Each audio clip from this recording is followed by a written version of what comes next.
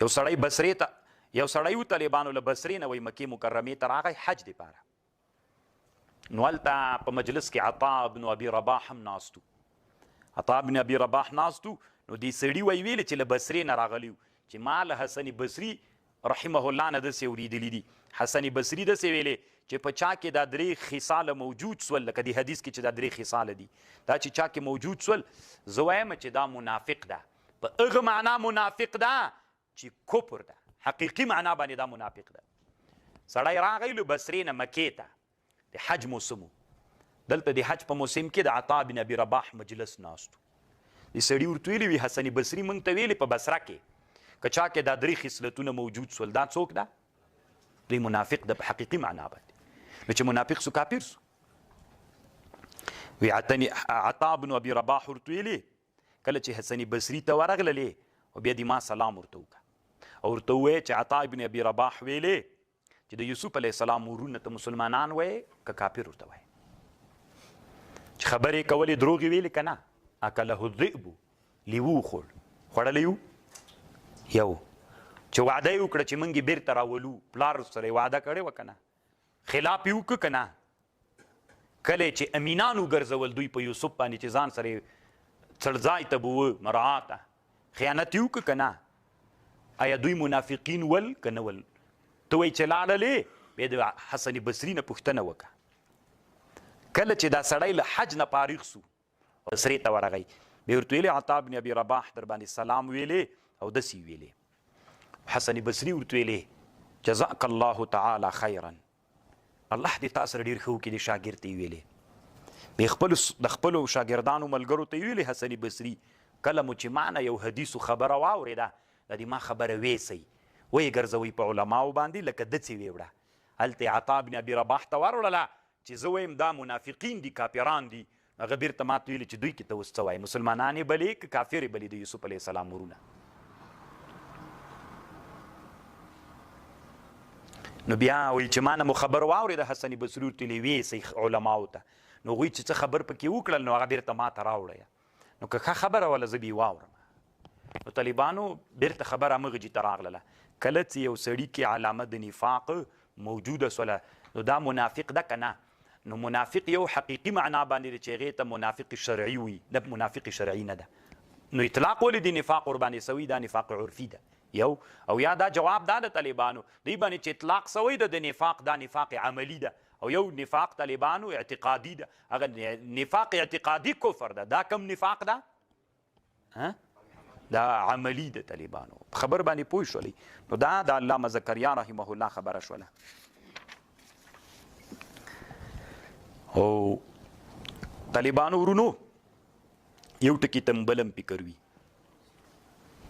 دا وعده چې ده علامه انور شاه کشمیري رحمه الله لیکلي دي وایي د وعدې خلاف یو د وعید خلاف ده طالبانو، یو د وعدې خلاف ده. خبر پوه شو؟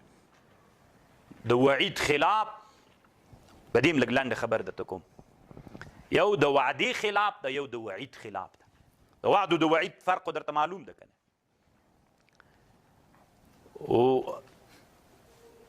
وعد د ښه شي، وعید په بد شي باندې له چا سره وعده کول.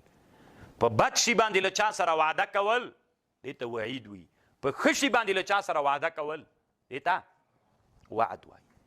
د وعد او د عهد په مابین کې فرق ده. د عهد د دواړو طرفونو نه وي او وعد د یو طرف نه وي. اوس مسله دلته داسې ده، علامه انور شاه کشمیري رحمه الله وایي د موږ د احنافو کتابونو کې داسې راځي چې خلاف د وعدې بعض علما وایي مکروه تحریمي ده، بعض علما وایي مکروه تنزیهي ده. د وعدې خلاف څوک ده؟ تا وعده وکړله د دې وعدې خلاف دې وکړه. د وعدې خلاف مکروه تنزیهي ده که مکروه تحریمي ده؟ نو دی داسې وایي چې د دې وعدې خلاف بعضې حنفي فقها وایي چې مکروه تحریمي ده، بعضې وایي مکروه تنزیهي ده. دی وایي اصل کې د دې قول باید تطبیق وکړل سي. هغه داسې چل ده کله دې چې چا سره وعده وکړله اول دې چې دا وعده کوله په دې وخت کې د نیت دا و چې هسې دی غولوم په وعده څوک نه کوم. دا طالبانو دغه خلاف مکروه تحریمي ده.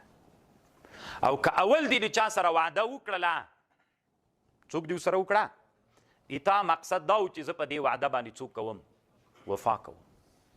د تا مقصد دا و چې زه په دې وعده باندې څوک کوم وفا کوم. خو بیا طالبانو اول کې د نیت دا و، وروسته زمانه کې بیا په دې وعده باندې وفا ونه کړله. دلته خلاف د دې وعدې څوک ده؟ مکرو تنزیهي ده. ډېره ښه خبر د طالبانو دا زده کوي. د سره ما سره یو کتاب دی امام سخاوي جوړ کړی دی، اتمام السعد فی الوفا بالوعد. ډېر ښه کتاب د طالبانو د وعدې خلاف. حتی طالبانو دې کتاب کې لیکلي دي وایي که اس ته د داسې لمنه ونیونه کور کور چې راسه او لمن کې دې چی نه ول طالبانو دا هم د وعدې خلاف ده، دا هم ناروا ده. یا وړکي ماشوم ته وایي راسه داسې لاس ورته ونیسه راسه ما هم درکمه، نو هغه چې راولې طالبانو بیا هېڅ شي هم نه وي، دا هم ناروا ده. وعده سوه که نه، وعده کې خلاف سو که نه. نو طالبانو ورونو دی وایي انور شاه کشمیري وایي کمه وعده چې اول کې څوک وي، اول کې د دې وعدې مقصد دی دای، اول نه دی مقصد دای چې زه وفا نه پې باندې کوم، ما زی دی غلطوي، بیا خلاف دی وکړه که نه، بیا دغه وعده دې کړې ده په ظاهر باندې، خو له اول نه دې نیتو چې دا مکرو تحریمي ده. او که اول نه دې مقصد دا و چې ایفا به پې کوم په دې وعدې باندې، خو بیا دې ونه کړله، بیا یې خلاف مکرو تنزیهي ده. دغه خبره علامه انور شاه کشمیري کړې ده او دلته طالبانو علامه بدرالدین العیني په دغه کې هم کړې ده، څه ورته وایي دلته عمدة القاري کې هم ډېر ښه بحث پې باندې کړی. نو دا ډېرو کتابونو کې دا مسئله سته. ما په حاشیه باندې لیکلي چې بذل المجهود فیض الباري او لام الدراري د ټولو کې دا خبر سته. او یو طالبانو خلاف د وعید ده، خل په وعید کې ده، خل په وعید کې طالبانو مستحب ده. خبر پوه شو؟ مشهوره داسې ده چې خل په وعید کې څوک ده؟ مستحب ده. ما درته ویلې مې قسم په الله که دې پرېږدم چې ته مې لاس ډزه ویستلی نه یې، وعید سو که نه مستحب ده. طالبانو څه مه ورته وایه، قسم په الله چې بندي کړی مې نه یې که دې پرېږدم، وعید سو که نه مستحب ده. طالبانو په وعده کې مستحب ایفا ده، په وعید کې مستحب خلاف ده. دا مشهوره داسې ده. طالبانو شامی کې یو مسله باندې بحث کوي، شامی او د مونیې یو شارح د ابن امیر ها داسې دعا کول، ای الله پاکه ټول مسلمانان جنت ته ننباسي، ای الله پاکه د ټولو مسلمانانو ګناهونه وبخې، یا الله پاکه ټول انسانان جنت ته ننباسي. دا دعا څنګه ده؟ دغه مسله په دې باندې بنا ده، ای الله پاکه ټول مسلمانان چیرته ننباسي، یا ټول انسانان جنت ته ننباسي، د ټول انسانانو ګناهونه معاف کړي. دا څوک ده؟ دا الله وعید کړی که نه چې زه به ډېر انسانان جهنم لأملأن جهنم منک، له تا نه و هغه څوک چې. نو اوس طالبانو الله وعید کړی ده، خل په وعید کې خو ته وایي مستحب ده. نو دا مسله په دغه باندې بنا ده، داسې دعا کول چې ټول مسلمانانو ته ګناهونه وبخي. یو څه مسلمانان به هم جهنم ته ننوځي که به نه ننوځي. نو که ته وایي ټولو مسلمانانو ته د ټولو ګناهونه بخښنه وکړي، دلته طالبانو علما دا مسله په دې باندې بنا کوي. دا د عقایدو مسله ده. علما په دې باندې طالبانو ډېر اوږده بحثونه کوي، هم تر دغه مسئلې پورې تړاو لري. ښه، نو دا طالبانو بله مسله شوله. نو الله عز وجل دې موږ او تاسې له دغه د نفاق د علامو نه وساتي. نو دا د نفاق علامې سولې چې کله یو سړی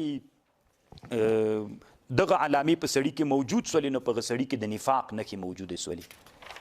منافق ده نه، اطلاق ولې ورباندې د نفاق سوی ده؟ نو موږ دوه جواب وکړل، یا نفاق عرفي ده شرعي نه ده، او یا نفاق عملي ده اعتقادي نه ده. طالبانو بس ده.